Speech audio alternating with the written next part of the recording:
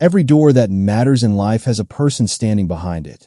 The job you want, the promotion you have earned, the customer you need to convince, the friendship you hope to build, the relationship you are trying to repair. Intelligence may bring you to the door, but your ability to understand people often determines whether that door opens or remains closed. Most of us spend years learning how to become more qualified. We study, practice, collect experience, and sharpen our technical skills. Yet very few of us are ever taught how to disagree without creating an enemy, how to correct someone without humiliating them, or how to make another person feel genuinely heard. That missing education is the reason Dale Carnegie wrote How to Win Friends and Influence People. First published in 1936, the book went on to sell more than 30 million copies. Its language came from another era, and many of its original stories now feel distant. But the human problems underneath those stories have barely changed. People still want to feel respected. They still resist being controlled. They still protect their pride, defend their decisions, and remember how others made them feel. Carnegie did not begin with the idea of writing one of history's most influential self-development books. In 1912, he began teaching public speaking to adults in New York. As he worked with business people and professionals, he noticed something important. Many of his students did not suffer from a lack of knowledge. They struggled because they could not express that knowledge effectively, manage conflict, inspire cooperation, or build trust. They understood their work, but they did not always understand people. Over the years, Carnegie studied biographies, interviewed successful individuals, observed his students, and tested principles inside his classes. The book that eventually emerged was not designed to be admired and placed on a shelf. It was designed to be practiced. Its central message is simple. Lasting influence does not begin with power. It begins with understanding. That distinction matters because the word influence is often misunderstood. It can sound like manipulation, the ability to pressure someone into doing what benefits you. Carnegie's philosophy points in the opposite direction. Manipulation hides your real intention and treats people like tools. Genuine influence recognizes their needs, protects their dignity, and searches for an outcome they can willingly support. The techniques may look similar from the outside, but the motive changes everything. A smile used as a trick eventually feels false. A compliment given only to obtain a favor becomes flattery. Listening while secretly waiting for your turn to speak is not listening at all. Carnegie's principles work only when respect is sincere. To understand those principles, we must first understand a difficult truth about human nature. People rarely see themselves as the villain of their own story. When we make a mistake, we usually have an explanation. We were tired. We were under pressure. We did not have enough information.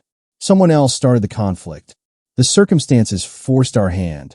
Even when we recognize that our decision was wrong, part of us still wants the intention behind it to be understood.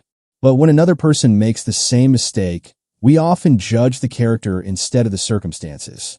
We call them careless, selfish, lazy, arrogant, or unreliable.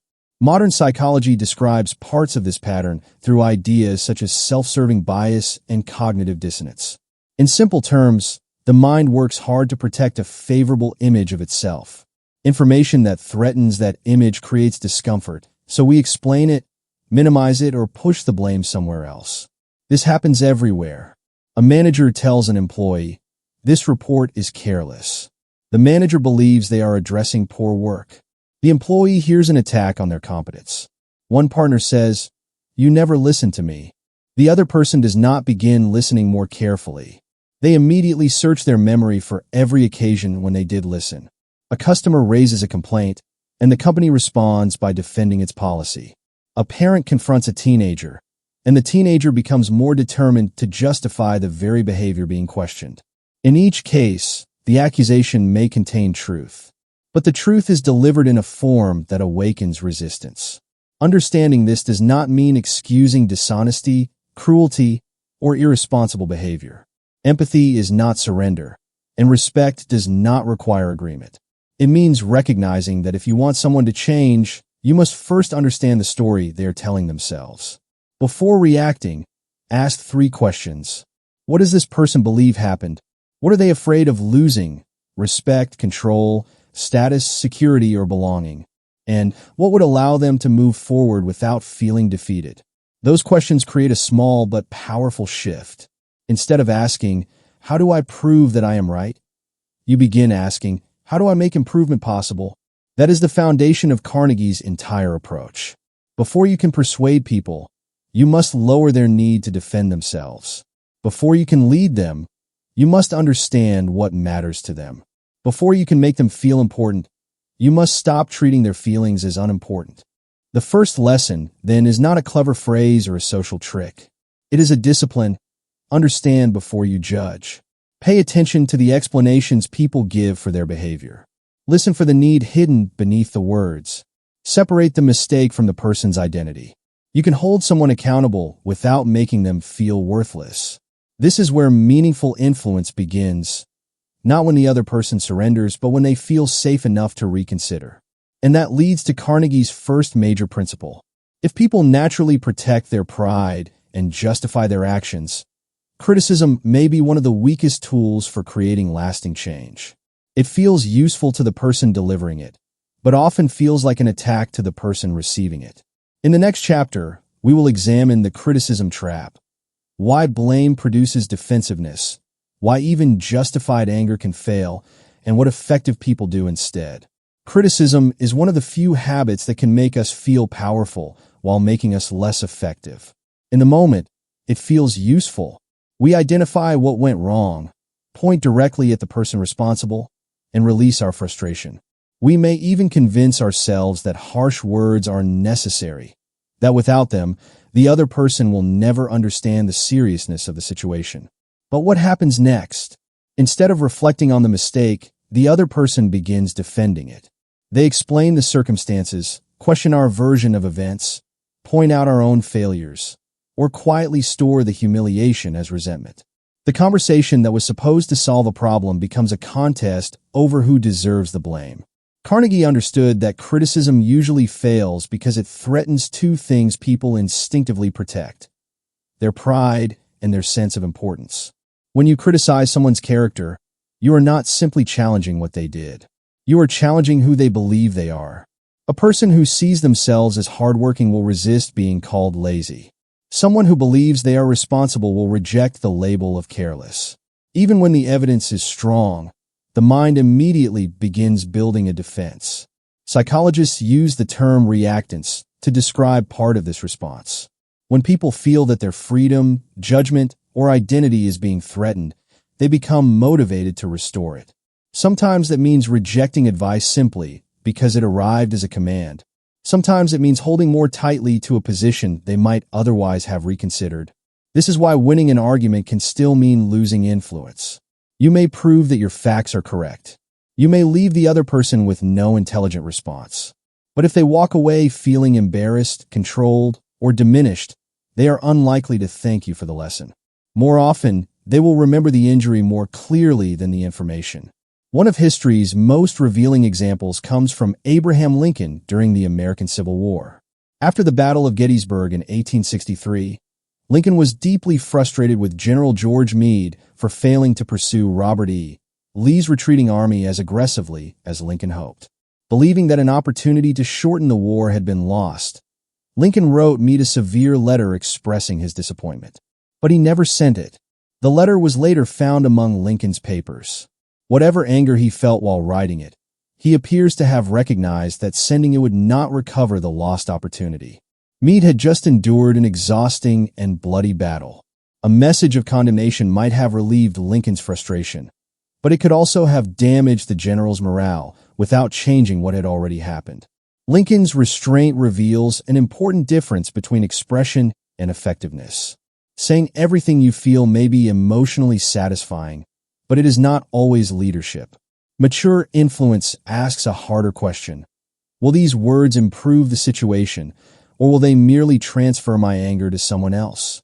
Carnegie's warning against criticism does not mean that mistakes should be ignored, standards abandoned, or harmful behavior tolerated. Accountability matters.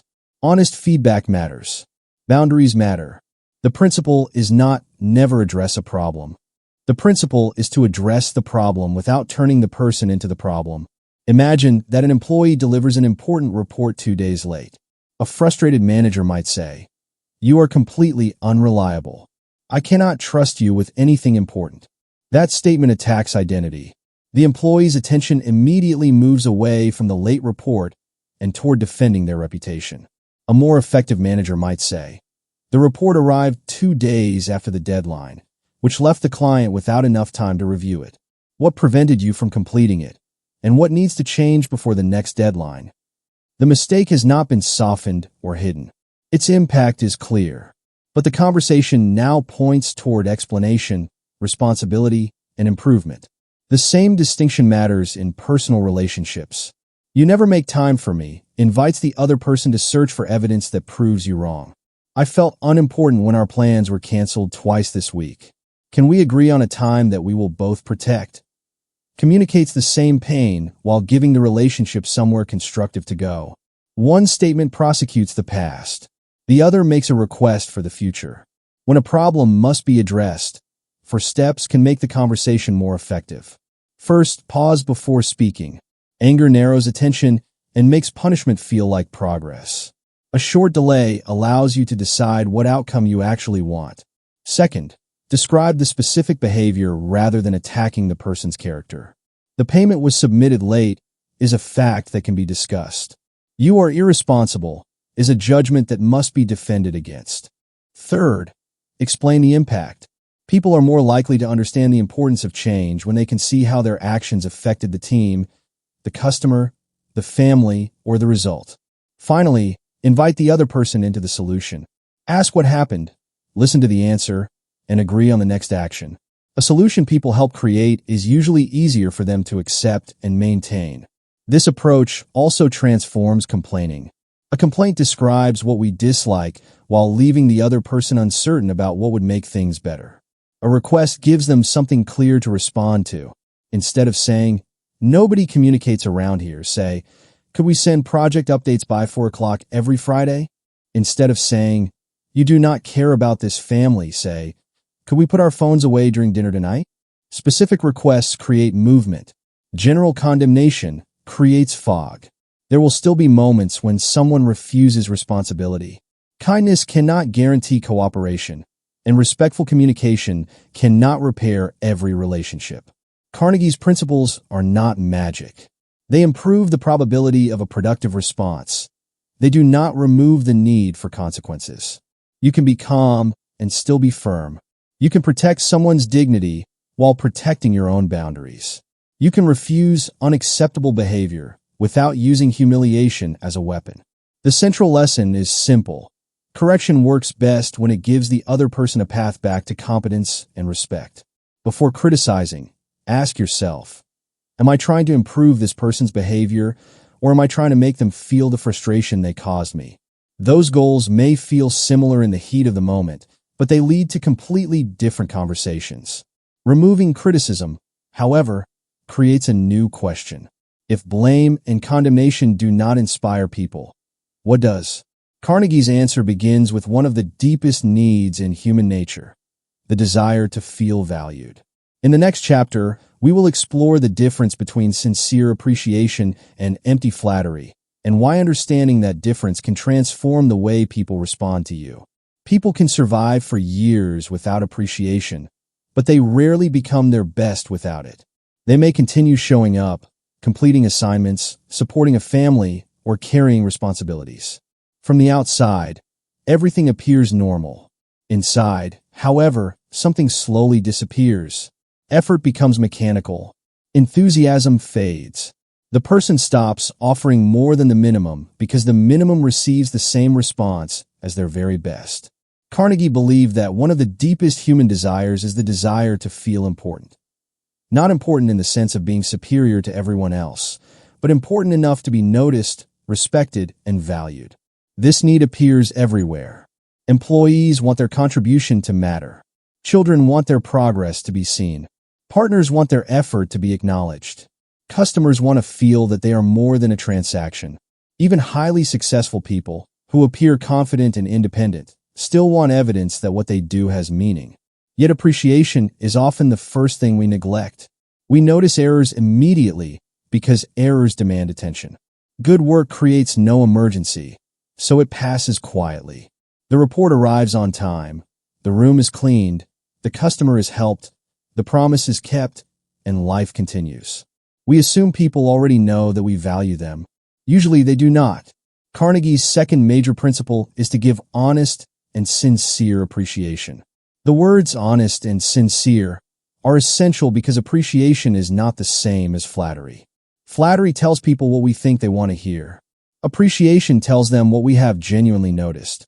Flattery is often vague, exaggerated, and connected to a hidden request. Appreciation is specific, truthful, and valuable even when we want nothing in return. "You are amazing" may feel pleasant for a moment, but it gives the listener very little to believe. The way you remain calm with that frustrated customer protected the entire conversation, identifies a real action, and explains its value. One is a pleasant label.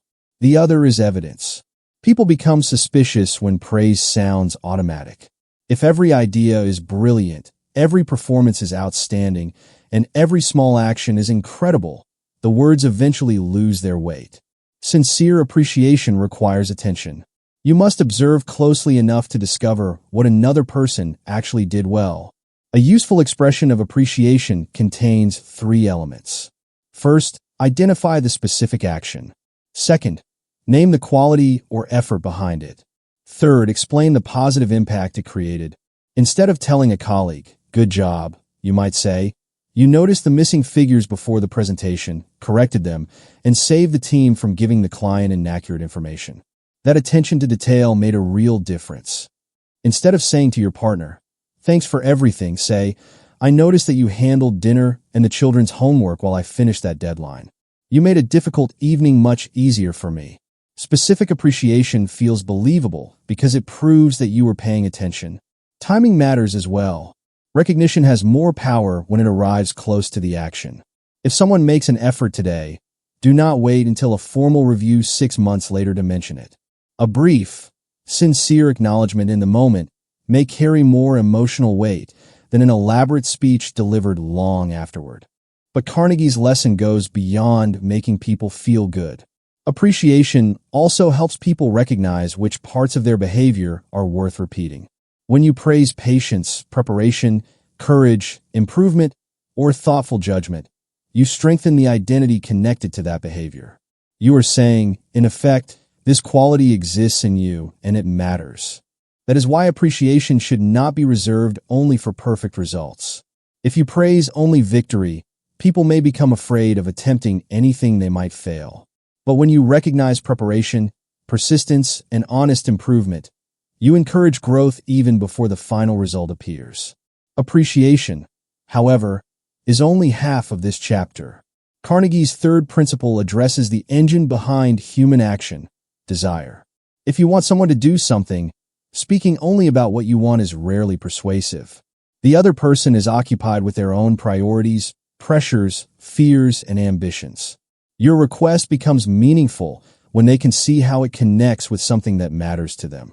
Carnegie described this as arousing an eager want in the other person. Consider a company introducing a new software system. A manager might announce, "Leadership has decided that everyone must begin using this platform on Monday." The instruction is clear, but it gives employees no reason to welcome the change. They see inconvenience, extra training, and another decision imposed from above. A better explanation might be, "This system will remove duplicate data entry, reduce the number of follow-up emails, and give everyone a clearer view of deadlines." The first week will require adjustment, but it should save several hours of repetitive work each month.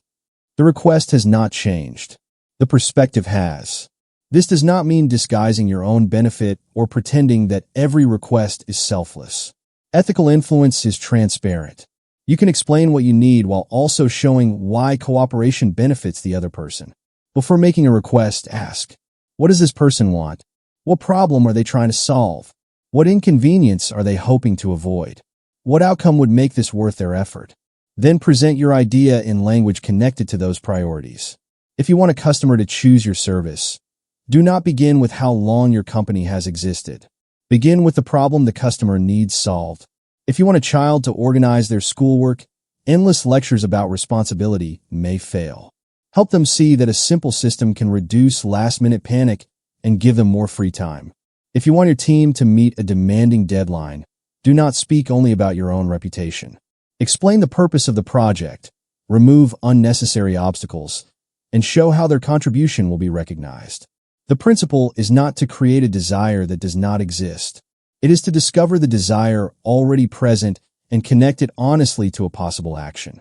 This is where influence becomes cooperation. Pressure asks, how can I make them do this? Understanding asks, why would they want to do this? And how can we build an outcome that respects both sides? The difference may be only a few sentences, but it changes the emotional direction of the conversation. The lesson is clear. Notice what people contribute, appreciate it specifically, and speak to what they value rather than only to what you need. When people feel seen, they become more open. When they can recognize their own interest in an idea, they become more willing to act. Appreciation opens the heart. Relevant desire moves the feet. But making someone feel valued in a single conversation is not the same as building a lasting connection. That requires a different set of habits. Habits that determine whether people feel comfortable, remembered, and genuinely interested in spending time with you. In the next chapter, we will explore Carnegie's first principles for becoming more likable, beginning with a surprising shift. Stop trying so hard to be interesting and become more interested in others. The fastest way to become forgettable is to spend every conversation trying to be impressive. Many people enter social situations believing they must prove their value. They talk about their achievements, display their knowledge, and search for opportunities to tell the most interesting story. Their attention remains fixed on a silent question. What does this person think of me? Carnegie suggests replacing that question with another. What can I genuinely discover about this person? This shift forms the foundation of his advice on becoming more likable. People are not drawn to us simply because we are impressive. They are drawn to the experience they have in our presence. Do they feel relaxed or judged? Do they feel invisible or noticed? Do they feel that they must compete for attention, or that their thoughts have somewhere to land? Carnegie's first principle in this section is to become genuinely interested in other people. The word genuinely separates connection from performance. Pretending to care while waiting for an opportunity, favor, sale, or introduction is not interest. It is a transaction wearing friendly clothes. Real interest does not begin with a technique. It begins with curiosity. Every person you meet knows something you do not know. They have experienced a life you have not lived, solved problems you have never faced, and developed opinions through circumstances you may never have considered. When you approach people with that understanding, conversations become less about status and more about discovery. You do not need extraordinary charisma. Begin with ordinary attention. Ask how someone became interested in their work. Ask what part of a project has been most difficult. Ask what they are looking forward to. If they mention an important event, remember it and ask about it later. Following up is especially powerful because it demonstrates that the previous conversation mattered. If a colleague tells you that their child has an important exam, asking about it the following week requires only a few seconds. But the message beneath the question is significant. I remembered what was important to you. That is how relationships develop. Not always through dramatic gestures, but through accumulated evidence of attention. Genuine interest also requires patience. People may not open up immediately. Some are naturally private. Others have learned to be cautious because previous conversations were used against them. Respecting a boundary can communicate as much care as asking a thoughtful question. Interest should feel like an invitation, not an interrogation. There is another mistake to avoid. Becoming interested in others does not mean erasing yourself. A healthy conversation is not an interview in which one person asks questions and reveals nothing. Connection develops through exchange. The goal is not to disappear. It is to stop making yourself the only subject that matters. Carnegie's next principle appears almost too simple. Smile. A genuine smile communicates warmth before a conversation has fully begun. It tells the other person that their presence is welcome and that the interaction is not a burden. This is not an instruction to wear a permanent grin or hide difficult emotions. A forced smile can feel unsettling because the expression and the emotion behind it do not match. Carnegie's point is not to perform happiness. It is to allow goodwill to become visible. Think about how easily tension enters ordinary interactions. A busy receptionist keeps their eyes on the screen. A manager walks past the team without acknowledgement. A customer approaches an employee who appears irritated before a single word is spoken. No insult has occurred, yet the emotional tone has already been set. A brief smile, a calm greeting, or a moment of eye contact can change that tone. The effect is not limited to face-to-face communication. In a digital world, warmth travels through different signals. Using someone's name, beginning an email with a human greeting, acknowledging effort before making a request, or choosing words that do not sound unnecessarily cold. Compare two messages. Send me the revised document by 3. And, good morning. Could you send me the revised document by 3? I appreciate you turning the changes around so quickly. Both messages contain the same deadline. Only one recognizes that a person is receiving it. Small signals matter because people constantly evaluate whether an interaction feels safe, respectful, and cooperative. We do this quickly, often before we have consciously examined the words being used. But warmth must remain appropriate to the situation. Someone sharing grief does not need cheerful energy. A serious conversation may require calm concern rather than a smile. Social intelligence means responding to the emotional reality in front of you, not applying the same expression everywhere. The deeper lesson behind smiling is to manage the atmosphere you bring into a room. Your mood affects people even when you never describe it. Chronic irritation makes others cautious. Distracted energy tells them they are competing for your attention. Calm warmth gives them permission to relax. Before entering an important conversation, take a moment to reset. Release the tension from your face. Put away the phone. Remind yourself that the person in front of you is not an interruption to the interaction. They are the interaction. This matters especially in familiar relationships. We often give strangers our best manners and offer the people closest to us whatever energy remains. We greet a customer warmly, then barely look up when a family member enters the room. Carnegie's principles become most meaningful when they survive familiarity. Genuine interest should not be reserved for networking events. A partner's changing ambitions, a parent's memories, a friend's private struggle, or a colleague's growing responsibility all deserve fresh curiosity. Knowing someone for years does not mean there is nothing left to discover. People continue changing. Strong relationships notice. The practical lesson is this: stop measuring every interaction by how impressive you appeared. Measure it by the quality of attention you gave. Did you approach the person with curiosity? Did your expression communicate welcome? Did you remember something that mattered to them? Did the conversation leave them feeling better understood than before? You cannot force anyone to like you, and trying too hard usually creates the opposite effect. But you can become the kind of person around whom others feel comfortable being themselves. Interest creates the opening. Warmth makes the opening feel safe. The next step is learning how to turn that opening into a meaningful conversation. That requires 3 abilities many people underestimate: remembering names, listening without competing, and speaking in terms of what the other person cares about. In the next chapter, we will examine why a person's NAMI carries unusual emotional weight, how good listeners make conversations memorable, and why making someone feel important is most powerful when it is done without flattery. A name is more than a label. It is the shortest expression of a person's identity. When someone remembers your name after a brief meeting, you feel recognized. When they repeatedly forget it, mispronounce it without concern, or replace it with an impersonal description, you may feel that the interaction never mattered enough for them to pay attention. This is why Carnegie placed such importance on remembering and using names. A person's name connects to their family, history, culture, reputation, and sense of self. Using it correctly communicates a simple message: I recognize you as an individual. The principle sounds easy, yet many people forget a name only seconds after hearing it. The problem is rarely memory alone. Often, we were not listening when the name was spoken. We were thinking about what to say next, evaluating the other person, or preparing our own introduction. Remembering begins with attention. When someone introduces themselves, listen deliberately. If you are uncertain about the pronunciation, ask them to repeat it. This does not show incompetence. It shows that saying their name correctly matters to you. Use the name naturally once during the conversation, then connect it with something meaningful you learned about the person. If you meet Daniel, who is preparing for his first marathon, the combination of name and context is easier to remember than the name alone. After the conversation, make a brief mental note.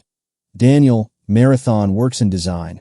The goal is not to repeat someone's name in every sentence. Excessive use can sound artificial, especially when it feels like a sales technique. Use it where it belongs, in a greeting, an introduction, a moment of appreciation, or when returning to a conversation later. Accuracy matters more than frequency.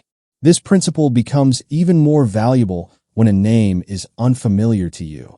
Making an effort to pronounce it correctly is a form of respect. Shortening or changing someone's name without permission may make the interaction easier for you while quietly placing the burden on them. If you forget, ask again honestly. I'm sorry. I want to remember your name correctly. Could you remind me? A moment of humility is better than continuing a conversation while pretending. Remembering a name opens the door to recognition, but recognition alone does not create a meaningful conversation. For that, Carnegie introduces another principle: become a good listener and encourage other people to talk about themselves. Most people believe they are good listeners because they remain silent while someone else speaks. But silence is only the beginning. Sometimes we are not listening, we are waiting. We wait for a pause so we can tell a similar story. We search for a solution before the person has finished describing the problem. We decide whether we agree before we fully understand what they mean. Real listening temporarily releases the need to perform. It requires attention not only to the words being spoken, but also to the concern beneath them. A colleague complaining about a meeting may not be upset about the meeting itself. They may feel ignored. A friend describing a small disagreement may be asking whether their relationship is safe. A customer repeating the same detail may be signaling that this detail has not yet been acknowledged. Good listeners do several things differently. They remove distractions. A phone placed face down on the table can still divide attention. When the conversation matters, put it away. They ask questions that develop the subject rather than redirect it. What happened after that? What part was most difficult? What do you wish they had understood? They resist the urge to compete with another person's experience. If someone describes a difficult week, immediately explaining that your week was worse does not create closeness. It turns vulnerability into a contest. They also allow pauses. Silence can feel uncomfortable, but it often gives people time to reach the thought they were struggling to express. Most importantly, good listeners do not assume that every problem is a request for advice. Before offering a solution, ask, "Would you like my thoughts?" Or, "Do you just need me to listen?" That question protects the other person's control over their own experience. Carnegie's next principle is to talk in terms of the other person's interests. This does not mean pretending to enjoy everything they enjoy. It means beginning conversations where genuine energy already exists. If someone cares deeply about architecture, gardening, football, filmmaking, education, or a community project, their attention changes when the conversation reaches that subject. They become more expressive because they are no longer searching for something to say. They are sharing something connected to their identity. Learning about another person's interests also improves professional communication. Before a meeting, consider what matters to the people in the room. A finance director may focus on risk and cost. A creative director may care about originality and audience response. A customer may care less about your product's technical features than about whether it saves time or removes frustration. The same idea must be translated differently for different priorities. This is not manipulation. It is relevance. Communication fails when we speak only from our own perspective and expect everyone else to perform the translation. Carnegie completes this group of principles with a powerful instruction. Make the other person feel important, and do it sincerely. Making someone feel important does not require grand praise. It can mean asking for their opinion and seriously considering it. It can mean giving credit publicly, introducing someone with respect, or acknowledging the work that usually goes unnoticed. It also means treating people with dignity regardless of status. The way someone speaks to a senior executive may reveal ambition. The way they speak to a waiter, cleaner, driver, receptionist, or junior employee reveals character. People notice whether your respect changes according to what someone can do for you. Sincere importance is not created by telling everyone they are extraordinary. It is created by recognizing that every person's experience matters to them as deeply as yours matters to you. You do not need to agree with every opinion. You do not need to sacrifice your needs or constantly offer praise. You simply refuse to treat another person as if they are too small to deserve attention. The lesson is practical. Remember people accurately. Listen beyond their words. Learn what matters to them, and let your respect become visible. When these habits are genuine, conversations change. People become less guarded. They share more useful information. Trust develops because they no longer feel that they must fight to be seen. But connection becomes most difficult when opinions collide. It is easy to listen when you agree. It is easy to show interest when the conversation is comfortable. The real test begins when another person challenges your beliefs, rejects your proposal, or insists that you are wrong. In the next chapter, we will examine Carnegie's principles for persuasion without conflict, how to disagree without creating resistance, admit mistakes without losing authority, and guide a conversation without turning it into a battle. An argument can end with two people more certain than ever, and less willing to understand each other. That is the paradox at the center of persuasion. The harder we push people to admit that they are wrong, the more reasons they discover to defend themselves. Facts that should clarify the issue become weapons. Questions become traps. Listening disappears because each person is preparing the next attack. Carnegie believed that the best way to get the most from an argument is to avoid turning the disagreement into an argument in the first place. This does not mean avoiding difficult conversations, pretending all opinions are equally accurate, or remaining silent when something important is at stake. Disagreement is unavoidable.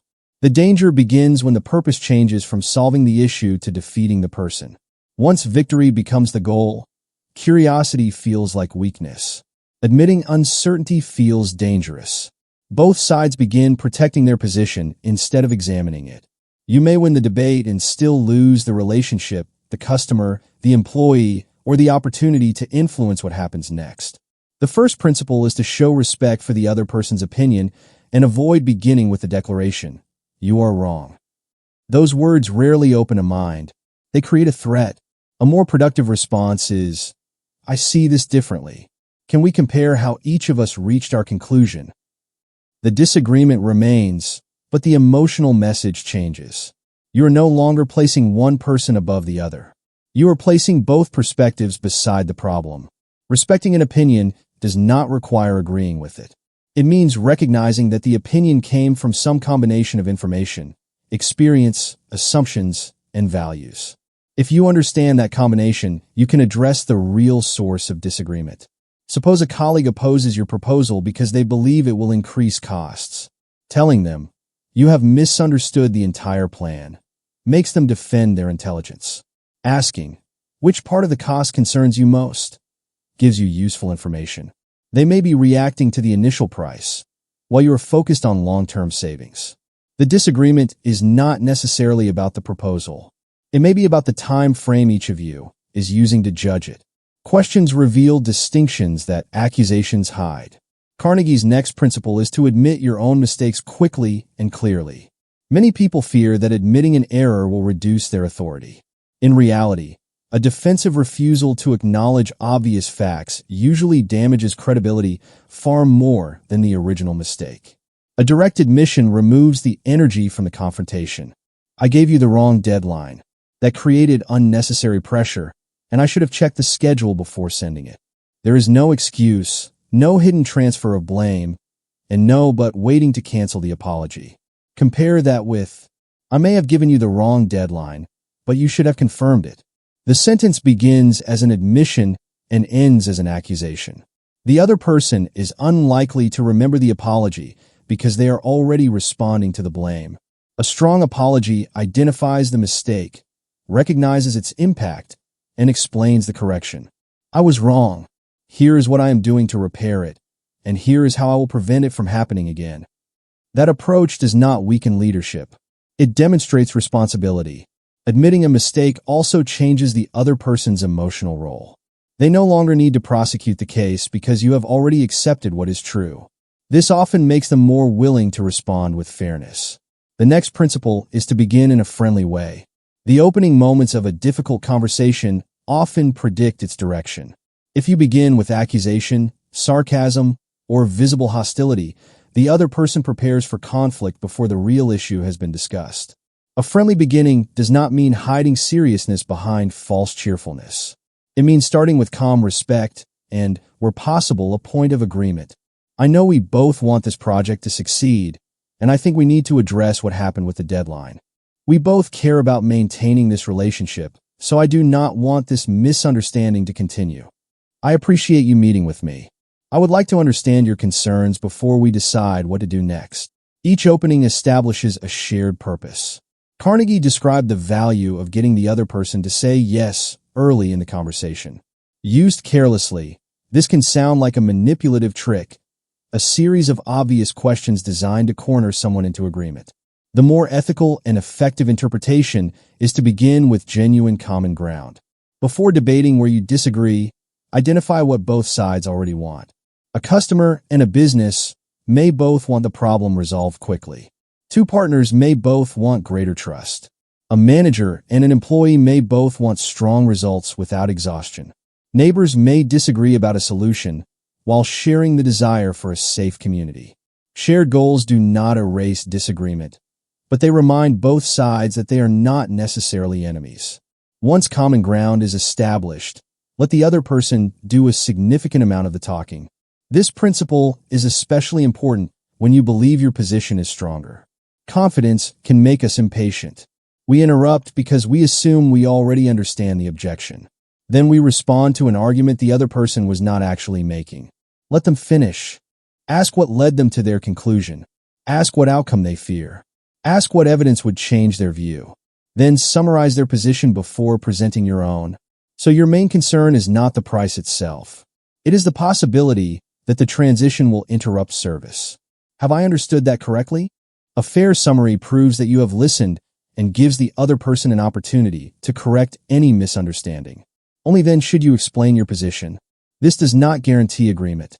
Some conflicts involve incompatible interests, deeply held values, or facts that cannot be negotiated. Carnegie's principles improve communication. They do not eliminate genuine differences. But even when agreement is impossible, respect protects the conversation from unnecessary damage. A useful persuasion sequence is simple. Begin calmly. Identify shared ground. Ask questions before making assumptions. Listen without interrupting. Acknowledge what is valid in the other person's position. Admit your own errors without qualification. Then present your view as clearly as possible. The goal is not to make yourself smaller or surrender every point. It is to remove the emotional obstacles that prevent the facts from being considered fairly. The lesson is this: people rarely change their minds when changing feels like humiliation. Give them room to reconsider without forcing them to announce defeat. Respect can lower resistance, but lasting cooperation requires something deeper than a polite disagreement. People become more committed when they feel that their perspective shaped the solution and that the decision belongs partly to them. In the next chapter, we will explore how to see a situation from another person's point of view, create a sense of ownership, appeal to meaningful motives, and turn an idea into something people genuinely want to support. People resist what is imposed on them, but they often support what they help create. This is one of the most practical truths in Carnegie's approach to cooperation. An idea may be intelligent, necessary, and perfectly explained, yet still meet resistance because the other person feels excluded from the decision. Human beings want more than a good outcome. They want agency, the sense that their judgment matters and that they have some influence over what happens to them. Carnegie advises us to let the other person feel that an idea is partly theirs. This does not mean secretly planting an idea, manipulating someone into claiming it, or surrendering credit for your work. It means involving people early enough for their knowledge and perspective to shape the solution. Imagine a manager who wants to improve the way a team handles customer complaints. The manager could design a complete process alone, present it in a meeting, and instruct everyone to follow it. Even if the system is reasonable, employees may focus on its weaknesses because it arrived as another rule created without them. A more effective manager might begin with questions. Where does our current process break down? What information do you usually need but cannot find? What would allow you to resolve complaints more quickly? The team's answers may confirm parts of the manager's original plan, challenge other parts, and reveal problems the manager had not considered. The final process becomes stronger because the people expected to use it helped build it. Participation creates ownership. When people contribute to a solution, they understand its reasoning, recognize their influence within it, and become more motivated to make it succeed. They're no longer carrying out someone else's idea. They are protecting a decision connected to their own judgment. This principle leads naturally to another. Try honestly to see things from the other person's point of view. The word honestly matters. Many people pretend to consider another perspective while silently preparing to explain why it is wrong. Real perspective-taking requires temporarily setting aside your preferred explanation and asking how the situation looks from the other side. What information do they have? What pressure are they under? What risk do they see that you may be overlooking? What past experience is shaping their reaction? What would this decision cost them? Suppose an experienced employee resists a new technology. It may be easy to label them as negative or unwilling to change. But from their perspective, the new system may threaten a skill that has defined their professional value for years. They may fear appearing incompetent in front of younger colleagues or losing the position they worked hard to earn. Understanding that fear does not require canceling the change. It changes how the transition is handled. Instead of saying, "You need to adapt," a leader might say, "You have years of knowledge that this system cannot replace. I would like your help testing it, and we will make sure you have enough time and support to learn it properly." The technology remains. The threat to identity is reduced. Empathy does not always produce agreement, but it improves accuracy. Without it, we respond to our interpretation of the person rather than to the person themselves.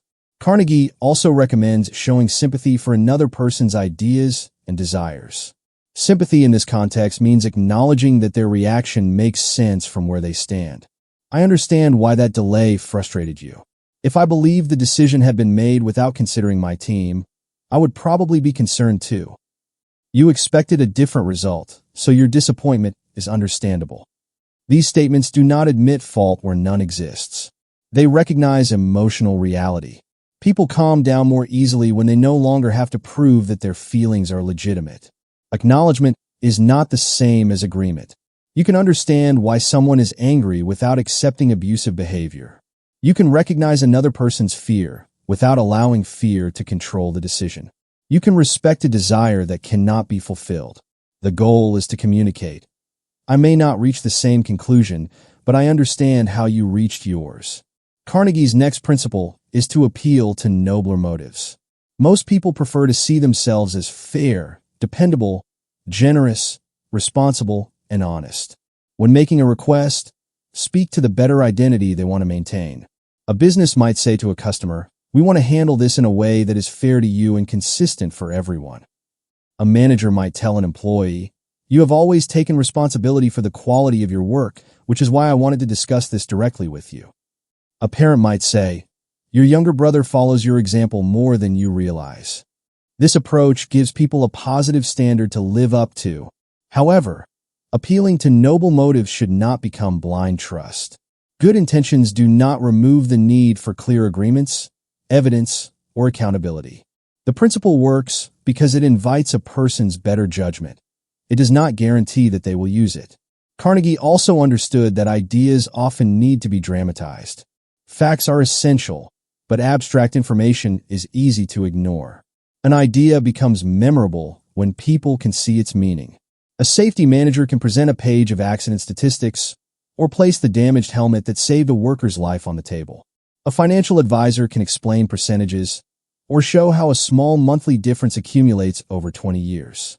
A nonprofit can report the number of families helped or allow one family's experience to make the larger impact understandable. Dramatizing an idea does not mean exaggerating it. It means making the truth concrete. Stories, Demonstrations, contrasts, and clear visual examples help people feel the significance of information they may otherwise forget. Finally, Carnegie suggests throwing down a challenge. People are often energized by the opportunity to test their ability, improve a result, or accomplish something difficult. A challenge can awaken pride and effort when routine instructions no longer inspire action. Can we reduce the response time by 20% this month? Can you find a solution that protects the budget without lowering quality? Let us see whether we can complete this without a single customer needing to follow up twice. A good challenge is clear, meaningful, and achievable through effort. It should invite competence, not use shame as motivation. Publicly comparing people or creating unnecessary competition can damage trust. The strongest challenges unite people against a problem rather than turning them against one another. The lesson is to replace control with participation. Invite people into the solution. See the cost from their perspective. Acknowledge their feelings. Speak to their better motives. Make the idea concrete and give their abilities something meaningful to rise toward. These principles can transform a single decision. Leadership, however, requires something more difficult. Helping people improve repeatedly without damaging their confidence, dignity, or willingness to follow you. In the next chapter, we will examine Carnegie's approach to leadership, how to correct mistakes indirectly, ask questions instead of issuing orders, allow people to save face, and use encouragement to make change feel possible. A leader's real test is not how people perform while being watched, but who they become after being corrected. Anyone can point out a mistake. Authority makes criticism easy. The harder skill is helping someone recognize what went wrong without destroying the confidence they need to improve it. Carnegie's leadership principles are built around this challenge. Change behavior without creating resentment. The first principle is to begin with praise and honest appreciation. This should not become a predictable compliment sandwich, where praise is used only to prepare someone for criticism. People quickly recognize when a positive statement is merely decoration around a negative message. Begin with appreciation only when it is true and relevant. You handled the client's questions calmly, and your explanation of the timeline was clear. There is one part of the proposal we need to strengthen before the next meeting. The appreciation establishes that the person's work is being evaluated fairly. One weakness does not erase everything they did well. This matters because people are more receptive to correction when they believe the person correcting them can also see their value. Carnegie's second principle is to call attention to mistakes indirectly. Indirect does not mean vague, passive-aggressive, or dishonest. It means directing attention toward the problem without attacking the person. Instead of saying, "You failed to include the latest figures," you might say, "The figures in this section appear to be from last month. Let us update them before the report goes out." The mistake is clear, but unnecessary humiliation has been removed. Tone often determines whether an indirect correction feels respectful or sarcastic. I suppose someone forgot the figures again, may avoid naming the person, but everyone understands the insult. Carnegie's principle requires tact, not disguised aggression. The third principle is to discuss your own mistakes before criticizing another person. A leader who admits imperfection creates room for honesty. When I first managed this account, I made the same assumption and nearly missed an important deadline. What helped me was creating a review point 2 days before delivery. This approach does not shift the conversation away from the current mistake. It communicates that improvement is possible and that the leader is offering guidance from experience rather than superiority. However, your mistake should be relevant. Do not invent a confession or turn the conversation into a story about yourself. The purpose is to reduce shame and share a useful lesson. Carnegie's fourth principle is to ask questions instead of giving direct orders. Orders may produce immediate compliance, but questions can produce thought, ownership, and better solutions. What do you think needs to happen before Friday? How can we prevent this problem during the next release? Would it help to divide the work differently? What support do you need from me? Questions invite the other person to use their judgment. They may identify an obstacle you did not know existed or propose a solution better than the one you plan to impose. This does not mean leaders can never make direct decisions. During emergencies, safety issues, or moments requiring immediate action, Clarity matters more than discussion. But many situations presented as urgent are simply habits of control. When time allows, participation creates stronger commitment. The fifth principle is to let the other person save face. Few experiences create resentment faster than public humiliation. Correcting someone in front of colleagues may demonstrate authority, but it can permanently damage trust. Whenever possible, praise publicly and correct privately. If a mistake becomes visible during a meeting, redirect the conversation without turning it into a trial. We need to verify that figure before making a decision. Let us review it after the meeting and send everyone the corrected version. The issue is contained, and the person responsible is given a chance to repair it without becoming the center of public embarrassment. Allowing someone to save face does not mean hiding serious misconduct or refusing accountability. It means avoiding humiliation that adds no value to the correction. The sixth principle is to praise the slightest improvement and recognize every meaningful step forward. People need evidence that their effort is working. If someone is improving their presentation skills, do not wait until they deliver a flawless speech. Recognize the stronger opening, clearer structure, or calmer response to questions. Specific praise helps people understand what to repeat. You slowed down during the key figures, and that made the explanation much easier to follow. That sentence is more useful than, "You are getting better." Praise should remain proportional and truthful. Celebrating basic responsibilities as extraordinary achievements can sound patronizing. The purpose is not to lower standards. It is to make progress visible. Carnegie's seventh principle is to give the other person a fine reputation to live up to. People often behave in ways that protect the identity others consistently recognize in them. You have always been someone the team can depend on when the pressure increases. You are careful with details, which is why this error surprised me. You have a gift for explaining complicated ideas clearly. A positive reputation creates an internal standard.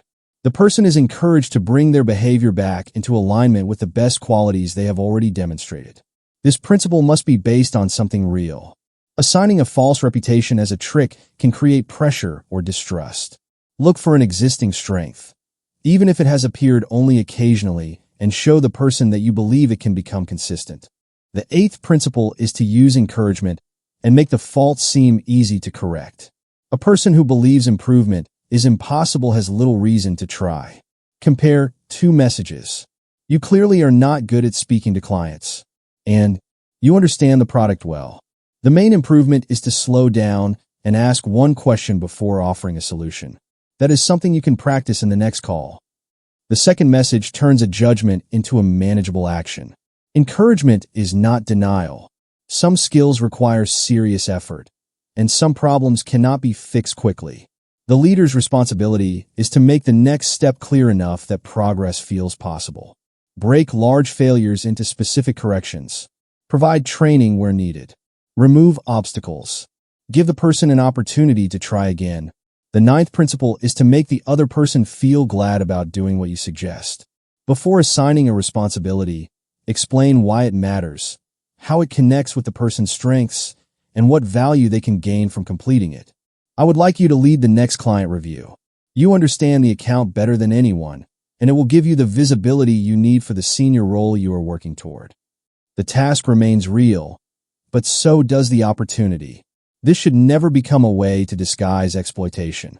Do not present unpaid burdens as development or promise rewards you cannot deliver. Ethical leadership connects genuine responsibility with genuine benefit. Taken together, Carnegie's leadership principles form a clear pattern. See the person's value before addressing the mistake. Correct the behavior without attacking identity. Acknowledge your own imperfections. Ask before ordering. Protect dignity. Recognize progress. Strengthen a positive reputation. Make improvement feel possible. And connect the requested action to a meaningful purpose. None of this eliminates standards or consequences. Some people repeatedly ignore feedback. Some violations require formal action. Respectful leadership is not weak leadership. It is disciplined leadership, firm about results and careful about human dignity. The lesson is simple. People grow fastest around leaders who make accountability feel like a path forward, not a sentence passed against them. Carnegie developed these principles in an age of letters, offices, and face-to-face meetings.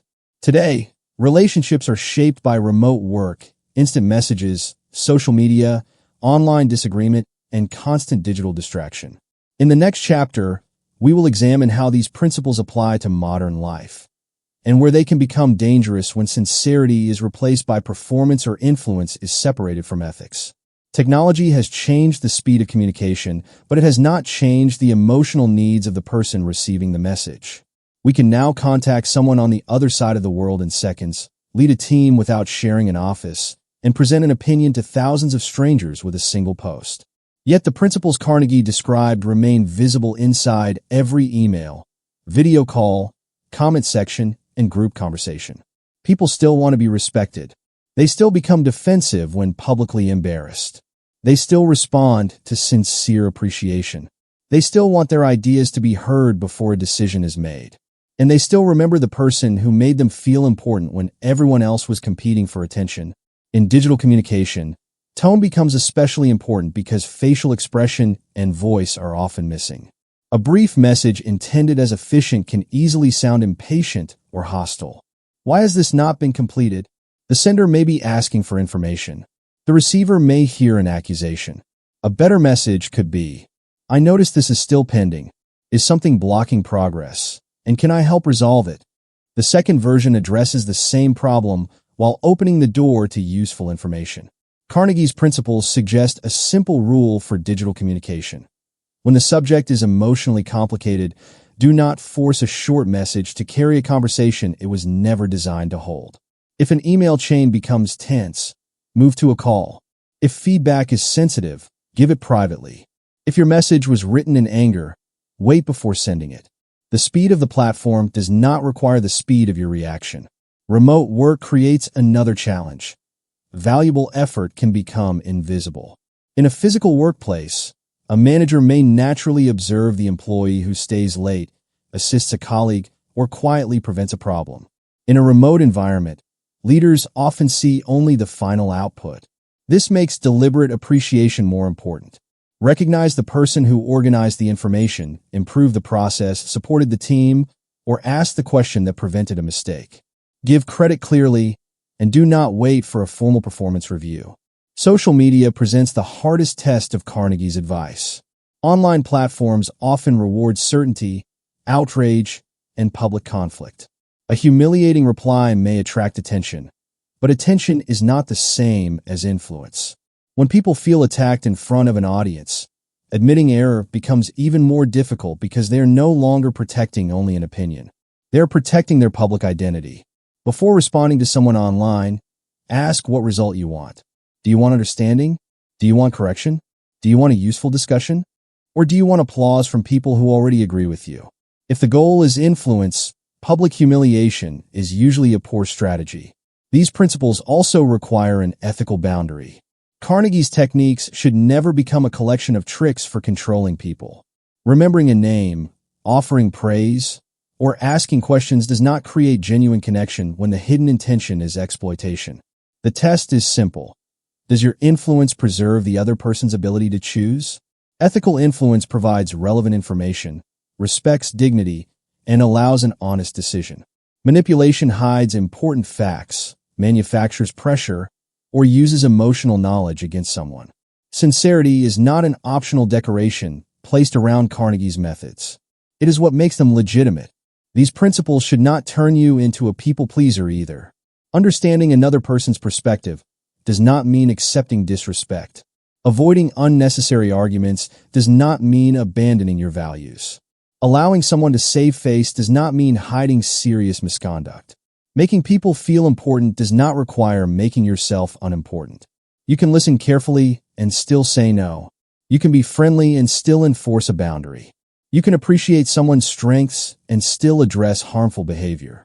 You can understand a person without continuing a relationship that repeatedly damages you. The purpose is not to avoid every uncomfortable feeling.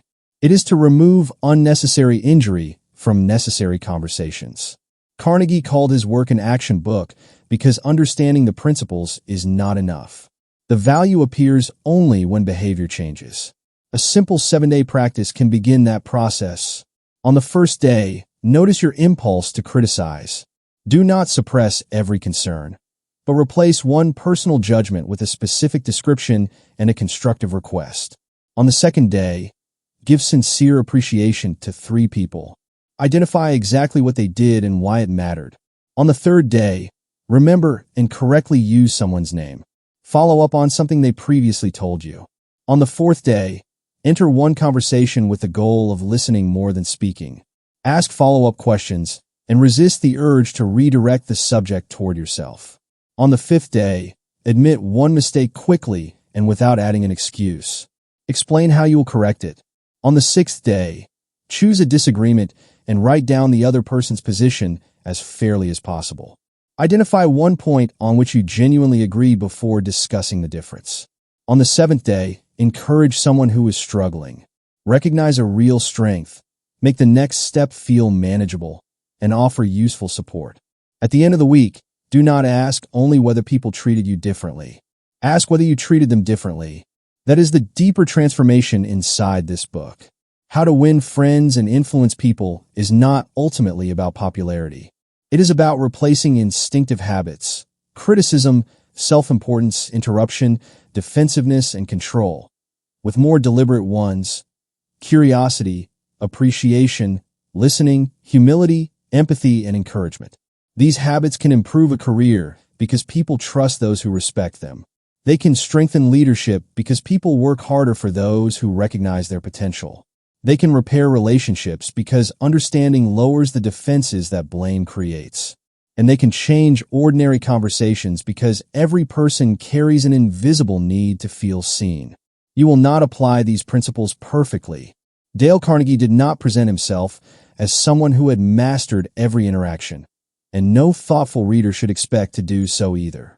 There will be moments when impatience wins, when criticism escapes too quickly, or when you recognize another person's perspective only after the conversation has ended. The goal is not perfection. It is awareness followed by correction. Pause sooner. Listen longer. Admit the mistake. Try again. At the beginning, we said that every door that matters has a person standing behind it. The lesson is not to charm that person into opening the door. It is to become someone worthy of person into opening the door. It is to become someone trust when the door opens. Competence may earn attention, but character determines what happens afterward. People may forget your clever argument, your polished introduction, or the details of your presentation. They are far less likely to forget whether you respected them, listened to them, and allowed them to keep their dignity. Lasting influence is not the power to make people surrender. It is the ability to help them feel understood enough to consider a new possibility, valued enough to give their best, and respected enough to walk beside you willingly. The most influential person in the room is often not the one everyone notices. It is the one who notices everyone else.